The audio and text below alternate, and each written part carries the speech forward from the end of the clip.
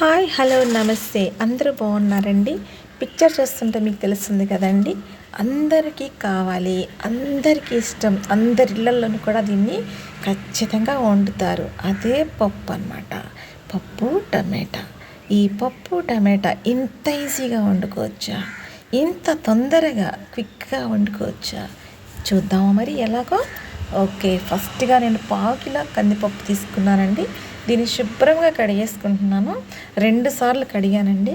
కడిగిన తర్వాత దీనిలోనికి గ్లాసుకి 3 గ్లాసులు వాటర్ వేయండి. వాటర్ వేసుకొని దీన్ని ఒక 1/2 అవర్ పాటు నానబెట్టాను. నానబెట్టిన తర్వాత 4 పచ్చిమిర్చి తీసుకొని వాటిని నిలువుగా 3 వంతులు చీల్చి దాంట్లోకి వేసాను. అలాగే ఒక మీడియం సైజ్ ఆనియన్ కూడా దీనిలోనికి వేసానండి. దాని పైన ఉన్నటువంటి ఉల్లిపొర తీసేసి దాన్ని 4 బద్దల కింద కోసేసి వేసాను.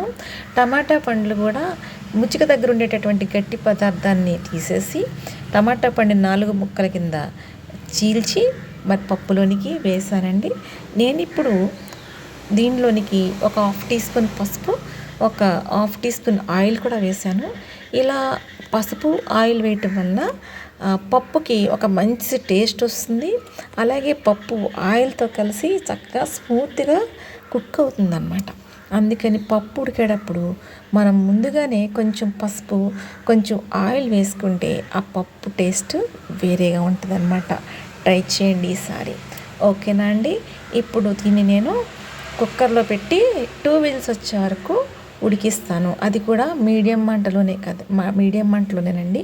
ఎక్కువ ఫ్లేమ్ పెట్టి ఉడికించొద్దు. ఓకేనండి. మరి నా ఛానల్ చూస్తున్న మీ అందరికీ థ్యాంక్స్ అండి. లైక్ చేయండి, షేర్ చేయండి, సబ్స్క్రైబ్ చేయండి. ఓకేనా అండి?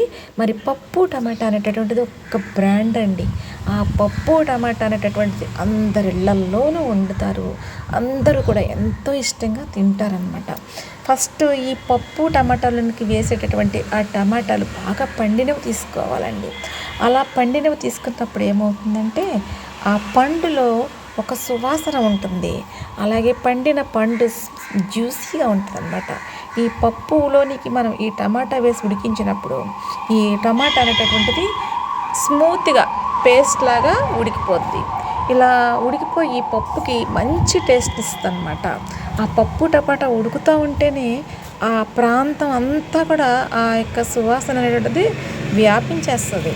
అంత బాగుంటుంది అన్నమాట ఈ పప్పు టమాటా యొక్క గ్రేట్నెస్. ఎన్ని పప్పు కూరలు వండినా ఈ పప్పు టమాటా ముందు అవన్నీ తక్కువే అనుకోవాలన్నమాట. దీనిలోనికి కొంచెం కారం కూడా వేసుకోవాలండి. చింతపండు రసం అనమాట. కొంచెం చింతపండు రసాన్ని కూడా వేసుకోవాలి. రుచికి తగ్గట్టుగా దీనిలోనికి నేను 1/2 టీ స్పూన్ సాల్ట్ వేసాను.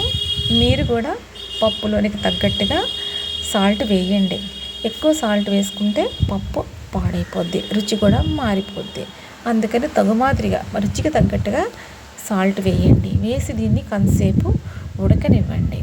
మా అమ్మ వండింది నేను వండుతున్నాను, కానీ పప్పు ఎప్పుడు అలాగే ఉంది. పప్పు టేస్ట్ ఎప్పుడు అలాగే ఉంది, టేస్ట్ మారల. కాబట్టి ఈ పప్పు టమాటా యొక్క గ్రేట్నెస్ ఏంటంటే ప్రతి ఒక్కరిని కూడా ఈ పప్పు టమాటా అనేటటువంటిది హ్యాపీగా పలకరిస్తుంది. అందుకని అందరూ సంతోషంగా తింటారనమాట. ఇందులోనికి కొంచెం చింతపండు కూడా యాడ్ చేశాను కదా. ఈ చింతపండు యాడ్ చేయడం వల్ల పప్పుకి ఒక మంచి టేస్ట్ వస్తుంది. ఖచ్చితంగా చింతపండు యాడ్ చేసుకోవాలి. ఈ వెల్లుల్లిపాయ అనేటటువంటిది కచ్చాపిచ్చగా దంచి ఆయిల్లోనికి వెయ్యాలి. తాలింపు అనేటటువంటిది పప్పుకి చాలా ముఖ్యం. అందులోనికి వెల్లుల్లిపు తాలింపు అనేటటువంటిది పప్పుకి చాలా మంచి రుచినిస్తుంది అనమాట. ఆ పప్పు ఎంటైర్ పప్పు యొక్క ఆ స్వరూపాన్ని మార్చేస్తుందని చెప్పచ్చు అనమాట. ఇప్పుడు దాకా పప్పు ఒక రకంగా ఉడికితే ఈ తర్వాత తాలింపులోకి వేసాక పప్పు యొక్క టేస్ట్ అనేది ఇంకో లెవెల్లో ఉంటుంది. ఇప్పుడు ఈ వెల్లుల్లిపాయలలోనికి కొంచెం ఆవాలు జీలకర్ర కూడా వేసా. కావాలంటే పచ్చిశనగ మిరపకాయ కూడా వేసుకోవచ్చు, నేను వేయలా. వీటిని గోల్డెన్ బ్రౌన్ కలర్ వచ్చేటప్పటికి కొంచెం ఇంగువ, 4 ఎండుమిర్చి, 2 రెబ్బల కరివేపాకు కూడా దీంట్లోనికి వేసుకోవాలి. వేసుకొని పప్పులోనికి తాలింపు వేగిన తర్వాత పక్కనే పెట్టించుకున్నటువంటి ఈ పప్పుని 2 గరిటెల పప్పుని ఫస్ట్ దీంట్లోకి వేసుకోవాలి. ఇలా వేసుకోవడం వల్ల ఈ వేడి నూనె అనేటటువంటిది చేతి మీద తుల్లకుండా ఉంటుంది. అప్పుడు ఈ పప్పులో పొగరు తగ్గి ఇది నార్మల్గా ఉంటుంది. అప్పుడు మనం మిగిలిన పప్పు అంతా దీంట్లోనికి వేసుకుంటే చాలా మన యొక్క తిరగమాత కార్యక్రమం అనేది అయిపోద్ది. ఇంకా మనం ఇంకా తినడమే అనమాట. ఇదిగో 2 గరిటెల పప్పు వేసాను. మరి లైక్ చేయండి, లైక్ చేయడం మర్చిపోవద్దు. మీరు చేసే లైక్ వలన నా యొక్క వీడియో అనేక మందికి వెళ్తుంది అనమాట అండి. పప్పు అంతా దీంట్లోనికి వేసేద్దాం. చూడండి ఎంత కలర్ఫుల్గా ఉందో మన పప్పు. ఈ పప్పు ఒక్కటి ఉంటే చాలండి, అందరూ ఇంట్లో ఉన్నటువంటి వాళ్ళందరూ కూడా హ్యాపీగా భోంచేస్తారు. వాళ్ళందరూ సంతోషిస్తారు అనమాట. ఎవరన్నా బంధువులు వచ్చినా సరే ఎంత ఈజీగా ఎంత క్విక్గా పప్పు అయిపోయింది కదండి. అసలు వండినట్టు లేదు, మరి మరి తాలింపు వేసినట్టు కూడా లేదు. అంత తొందరగా మరి రెండో వాళ్ళకి తెలియకుండా ఈ పప్పు టమాటా మన ఇంట్లో ఉడికిపోయింది. ఓకేనా అండి? మరి మీరు ఎలా వండుతారో కూడా